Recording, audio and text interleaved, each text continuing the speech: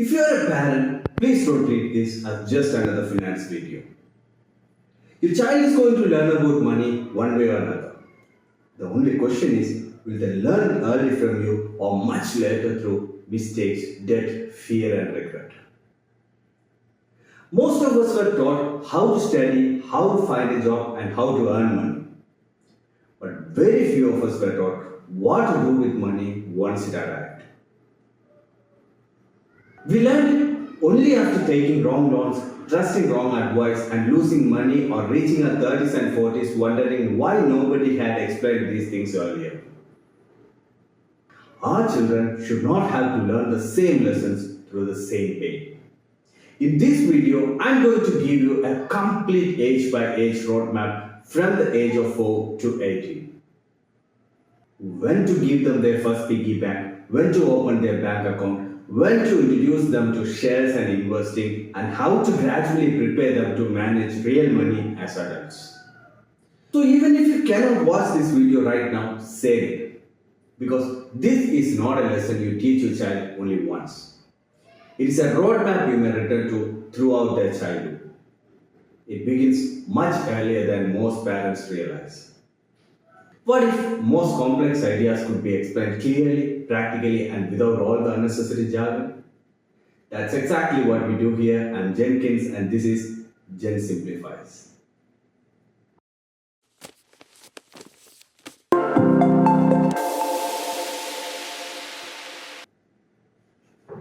Before we begin, one quick note. You may have come across those age-by-age investing charts online. I like the overall concept, but I didn't completely agree with the order. So I reorganized the learning journey into a sequence that I believe makes more sense. From a piggy bank to a portfolio, with each idea building naturally on the one before it. So as we move through the stages, I'll explain why each one comes before the next. Alright, let's start. Before we reach stage 1, there's one foundation that no chart can show. Children learn about money not only from what we tell them, but also from what they see us do. So as parents, we may not have everything figured out. Many of us are still learning how to manage money better ourselves. But if we want our children to save patiently, spend thoughtfully and invest consistently, they should be able to see those habits in the way we live. The roadmap may begin with the child, but the first lesson begins with the parent. Alright, with this we'll get into stage 1, the piggy bank years. Stage 1 begins around the time a child enters kindergarten, roughly at the age of 4. And I believe this journey should begin with a small memorable ritual. On your child's 4th birthday, present them with a beautiful piggy bank. Don't present it as just another toy. Tell them this is where your money will wait for you. And if possible, let them choose the piggy bank themselves. Let them give it a name and place the first coin inside together. From that day onward, whenever they receive a small amount of money, encourage them to keep at least a part of it. The goal is not to force them to save everything. The goal is to make saving feel personal and even a little exciting. If I had to teach a 4-year-old only one lesson about money, it wouldn't be investing, it wouldn't be stock, and it wouldn't even be interest. It would simply be this. The money you don't spend today is still yours tomorrow. That is the real purpose of a piggy bank. It isn't there to teach children how to become rich. It teaches them how to wait. Every time a child chooses to place a coin inside the piggy bank instead of spending it, they are learning that spending is not automatic but a choice. And keeping money is also a choice. That may sound too simple to matter, but honestly, many adults still struggle with it. At this stage, there's nothing to invest. Nothing is compounding. We are simply building the first habit every investor needs. Not every rupee has to disappear the moment it arrives. A parent can teach this without a long explanation. Give the child a coin and offer two choices. You can use this now or you can put it inside the piggy bank and it will still be yours tomorrow. Let them physically place the coin inside.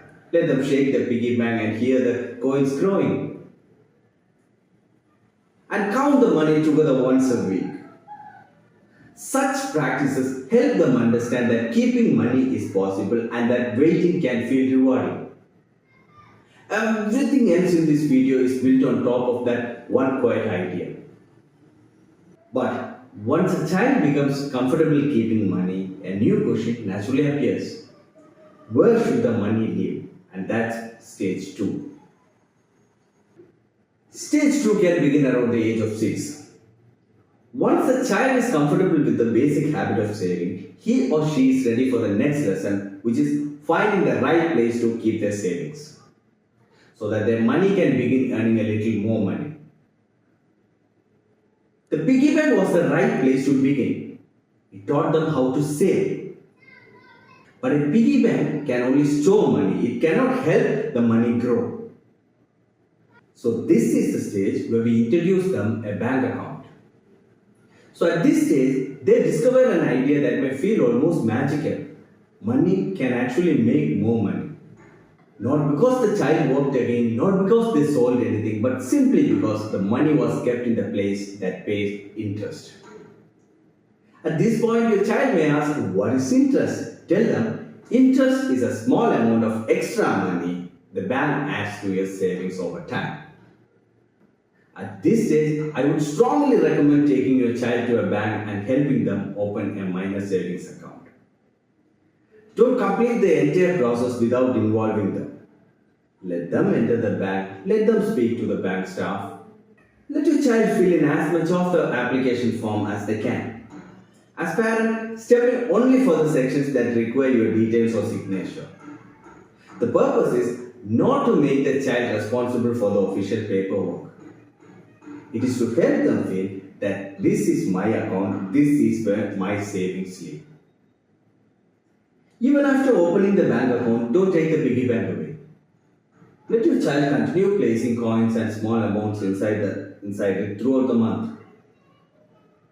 Then choose one month every day to open it together, count the money together, write down how much was saved, and take the amount to the bank to deposit into the child's minor savings account. Each time you visit the bank, encourage your child to fill in the paying slip themselves. The piggy bank teaches them how to save. The bank account teaches them where those savings can grow. Over time, the child begins to understand, I saved this money myself and now I am watching it grow. And the easiest way to demonstrate it is through a game. Ask your child to deposit 10 coins with you. You become the bank. Later return 11 coins. Then explain the extra coin is interest. That one physical demonstration may teach more than a 10-minute definition.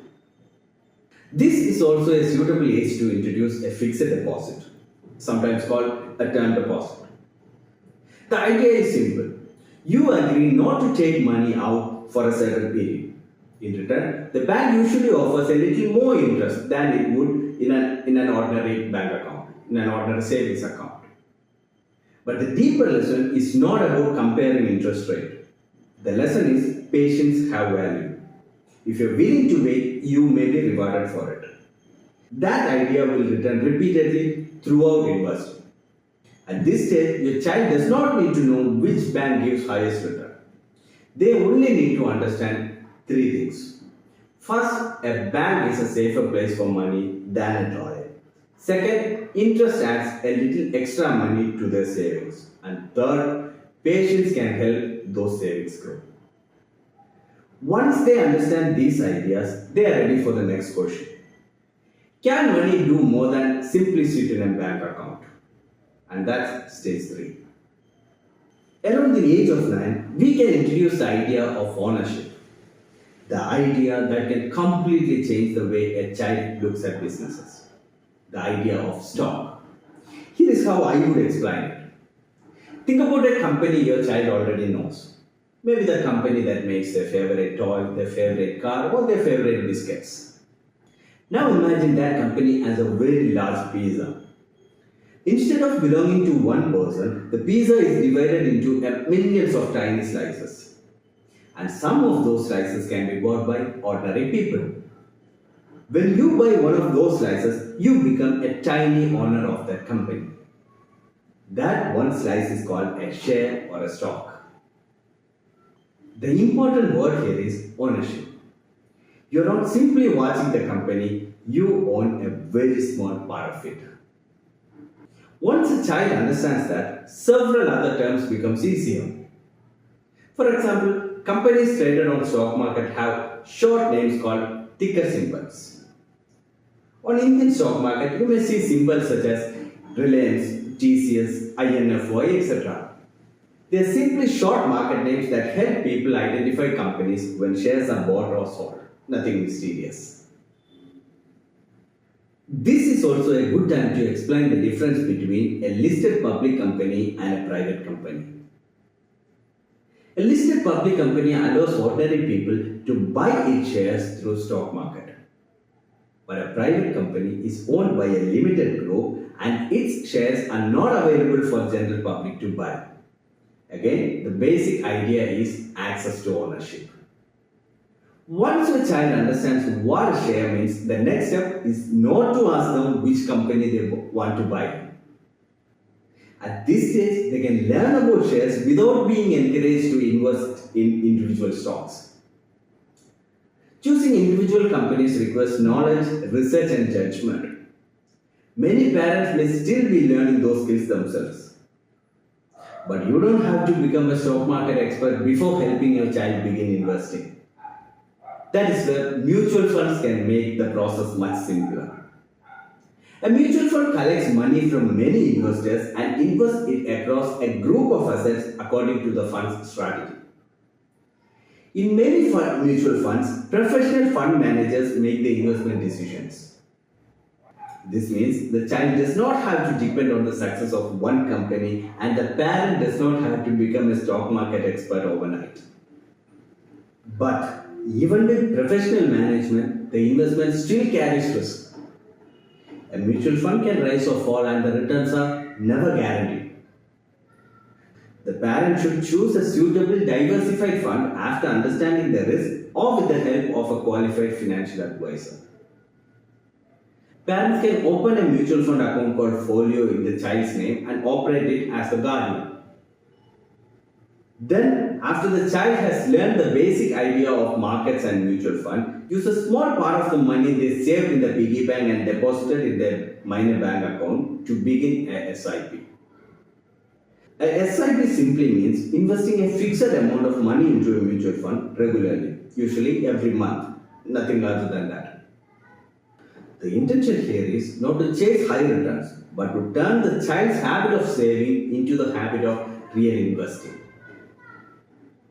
Continue with the monthly piggy bank routine. Let the child count what they have saved and deposit into the minor account and understand that part of those savings will be now invested through an SIP. If the child's savings are not enough for the full installment, the parent can add a small matching contribution. Instead of giving them extra money, you can add a small part of what they save. For example, if your child saved rupees 500, you may add another 100 or 200 to it. This turns the parent's contribution into an encouragement for the child's own saving habit. And the message becomes, when I make an effort to save, my parents help me build on it. If this habit continues from age 9 to 18, the investment may grow to a useful contribution towards their higher education depending on how much was invested and how the markets perform. And if the parents are already taking care of the education expense, the young person can update the account after turning 18 and continue the same habit for another 5 or 6 years. By then, it may give them a strong financial foundation as they begin their life on their own. But the greatest benefit is not only the final amount. The child has watched small savings grow through patience, consistency, and time. Once they experience that, compounding is no longer just a chapter in a textbook. It becomes something they have seen in their own life. Then we can introduce something children often find exciting: dividends. When some companies make a profit, they choose to share a part of that money with their shareholders. That payment is called a dividend. Not every company pays one, but when a company does, people may receive money simply because they own shares of that business. And finally, we introduce bonds. The easiest way to remember the difference is: stocks you own, bonds you lend. When you buy a stock, you own a small part of a company. But when you buy a bond, you are lending the money to a company or a government, and they promise to repay it later, usually with some interest. Owning versus lending. That's the entire distinction. Just by understanding that one simple distinction, a child will be already ahead of many adults at just 9 years old. At this stage, the goal is not to ask the child which stock they want to buy. It is not at all about stock tips. It is about helping them understand ownership and allowing their own savings to begin a small, diversified investment through a mutual fund. Once that investment begins, they are ready to learn what makes it truly powerful. And surprisingly, it is not choosing the perfect company or a mutual fund. It is time. From around the age of 11, children have already understand how money behaves over time. By now, they may already have a small SIP running. Now we help them understand what time may do to those regular investments. This may be the most important stage in the entire roadmap, because this is where a child stops thinking only about money and begins understanding time. Many people imagine that wealth is created by discovering one extraordinary investment. But over a long period, time often does the heavy lifting. One simple tool that helps children understand this is rule of 72. Take the number 72 and divide it by the annual rate of return. The answer gives you a rough estimate of how many years it may take for the money to double. For example, 72 divided by 8 equals 9. So if money grew at an average of 8% a year, it could roughly double in 9 years. This is only an estimate, not a guaranteed return, but it helps make time visible. And that leads us to compound interest. With simple interest, you earn interest only on the original money. But with compound interest, you earn returns on the original money and on the returns that have already been added. Which means your money begins producing more money and the new money can begin producing money too. It is like planting a tree. At first, the growth appears slow. For a long time, it may not look impressive. But eventually, the tree produces branches, fruit, and seeds of its own. Compounding often looks small at the beginning and powerful only after enough time has passed. But two forces can work against money. The first is inflation. Inflation means prices gradually rise, so the same amount of money buys less over time. Ask a grandparent what a bus ticket, a movie ticket, or a cup of tea cost when they were young. That simple comparison shows them what inflation really means. That is why keeping all long-term savings as cash at home is not enough. The number of rupees may remain the same, while their buying power slowly falls. The second thing children should understand is that markets move in both directions. When prices are generally rising, people feel confident and we call it a bull market. And when prices are generally falling, people feel nervous and we call it a bull market. The memory trick is simple. A bull attacks by lifting its horns upward. A bear attacks by swiping its paws downward. Bull up, bear down. This is also a good stage to introduce basic business language. Revenue is money coming into a business. Expenses are money going out. In simple everyday explanation, an asset is something that may create value or income, while a liability is an obligation that costs money. The formal definitions become more precise later. For now, the goal is to make the words familiar. Because once children understand the language, the next stage becomes much less intimidating. They are now ready to learn how ordinary people actually invest. And that's stage 5.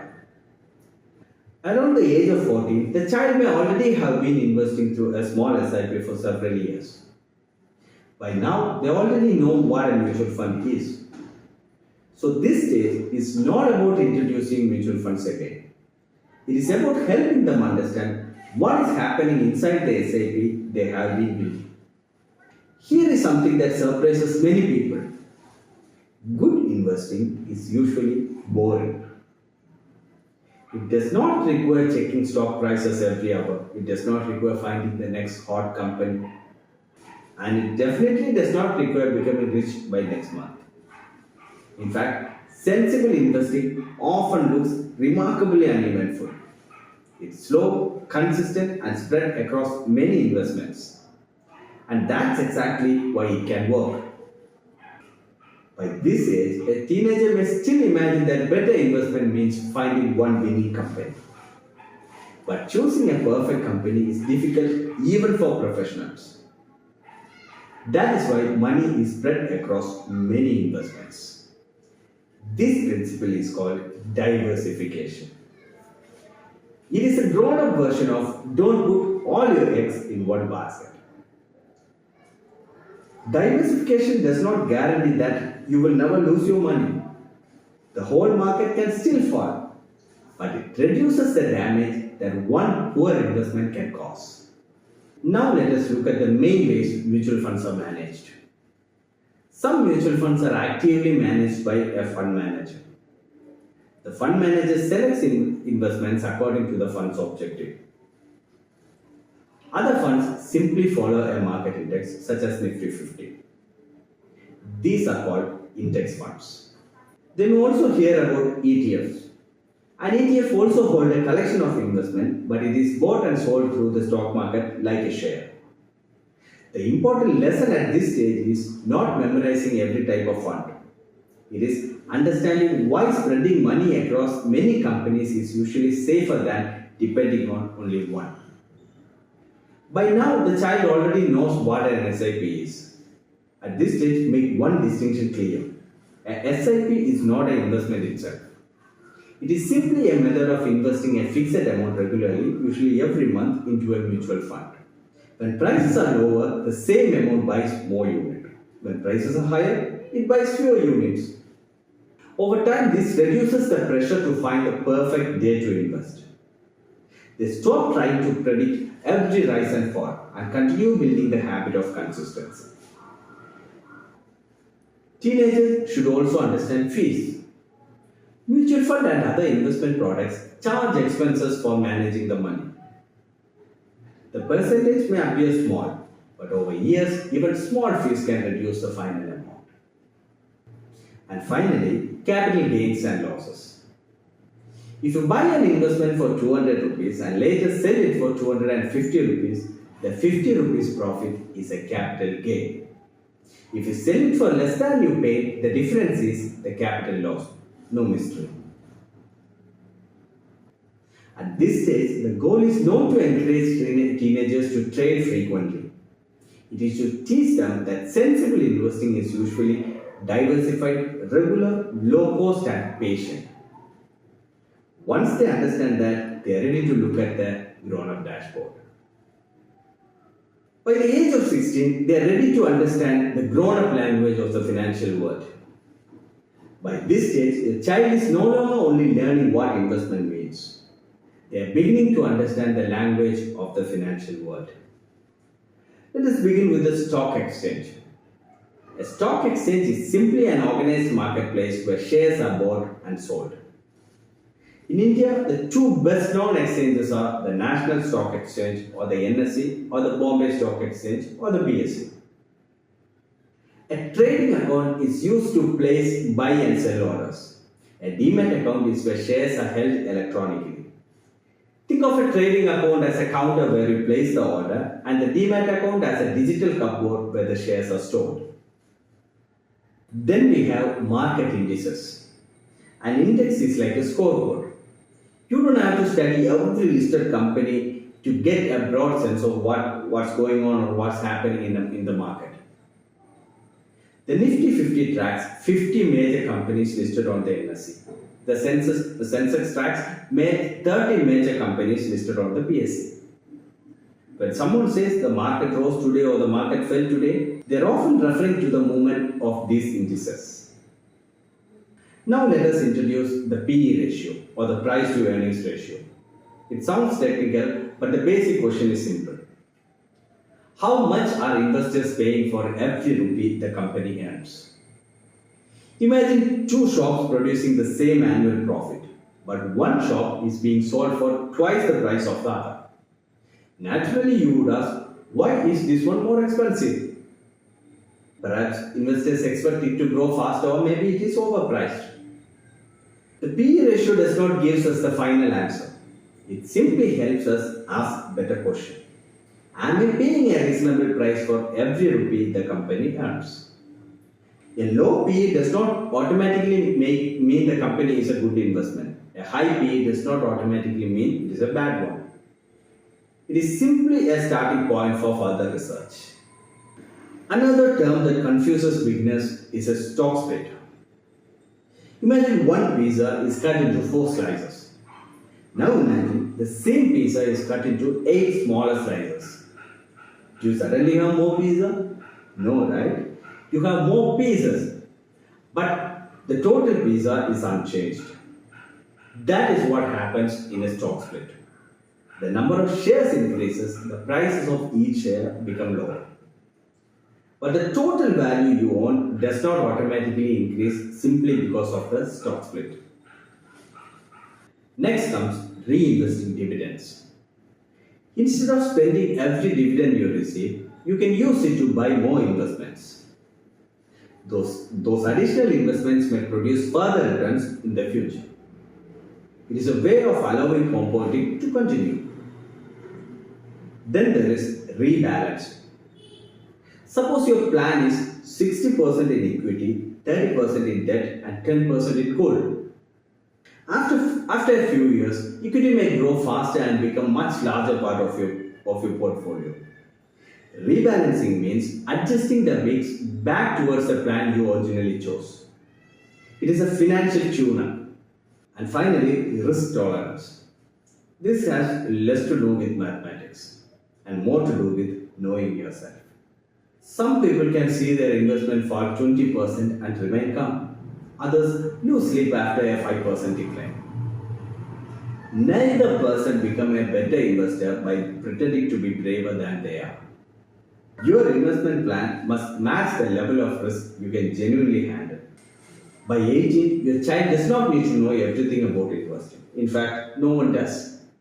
But they should understand enough to ask sensible questions, recognize unnecessary risk, and admit when they do not yet understand something.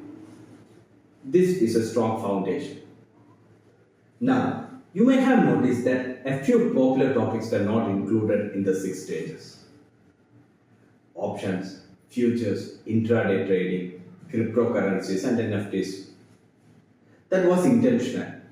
Not because these subjects should be hidden from teenagers, and not because every one of them is automatically bad, but because they are not the foundation of basic investing. Options and futures are complex financial instruments. Depending on how they are used, losses can happen very quickly and can be much larger than a beginner expects. That is not where someone should begin. Before learning those tools, a teenager should already understand saving, ownership, diversification, compounding, fees, and risk. The same principle applies to cryptocurrencies and NFTs. They exist. Young people will hear about them. Pretending they do not exist would not prepare them either. But they can be highly volatile and speculative. They should not be placed beside a saving account or a diversified index fund as though they serve the same purpose. So I would not tell a teenager never learn about these things. I would say before you put even 1 rupee into something, you should be able to explain how it works, why its price may rise, and exactly how you could lose money. If you cannot explain that yet, you are not ready to invest in it. That's completely fine saying, I don't understand this yet. It is not a weakness, sometimes it is the wisest financial decision you can make. That is not at all fear, it is respect. Respect for risk, respect for money, and for the learning process.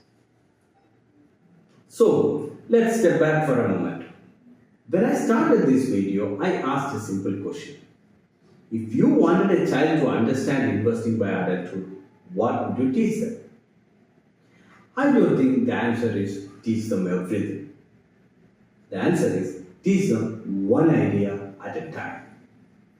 Because this is how every meaningful skill is learned. We do not teach algebra before numbers. We do not teach novels before the alphabet. And perhaps we should not teach investing any differently. It begins with a piggy bank to build patience, then a bank account to show that money can grow, then shares to explain ownership, then a small mutual fund SIP to turn the child's own saving into their first investment, then time to reveal the power of compounding, then diversification, fees and risk to show how sensible people invest steadily, and finally the adult dashboard. So the language of finance no longer feels foreign. Every stage prepares the child for the next. Investing is not difficult simply because the ideas are complicated. It is difficult because many of us learn those ideas in the wrong order. We were handed the advanced lessons before we ever understood the basics. Our children deserve a better starting point. Whatever we had to learn the hard way, our children should have the chance to learn the right way. Imagine if every child left school with this foundation. Not knowing how to predict tomorrow's stock price, not knowing how to become rich overnight, but simply understanding how money works, how businesses grow, why patience matters, and how risk should be managed, and why consistency usually beats excitement. And yes, I know I keep repeating this in almost every video, but some truths are worth repeating, especially this one. Financial confidence does not begin with having a large amount of money. It begins with understanding what your money is doing. And that is something a child can learn one idea at a time. To make this easier for parents, I have created 2 resources. The first is Money Ladder Roadmap. It summarizes the complete journey we discussed today, from a piggy bank to a grown-up dashboard. The roadmap is free to download using the link in the description. And if you want to sit down with your child and actually teach these ideas, I have also created a Money Ladder workbook. It includes 6 parent teaching guides, illustrated concept cards, short worksheet, simple activities, an answer key, and a progress tracker covering every stage from age 4 to 18. The workbook is not designed to feel like an exam. It is designed to help parents and children have better conversations about money. My honest recommendation is don't simply hand it to your child. Sit with them, talk through the example, let the workbook become a conversation you complete together. The complete workbook is available for $199 and you will find the link below. If this video helped you, share this with a parent, a teacher, or honestly, any adult who wishes someone had taught them money in this order. I'm Jenkins and this is Gen Simplifies. Until next time, keep learning one idea at a time.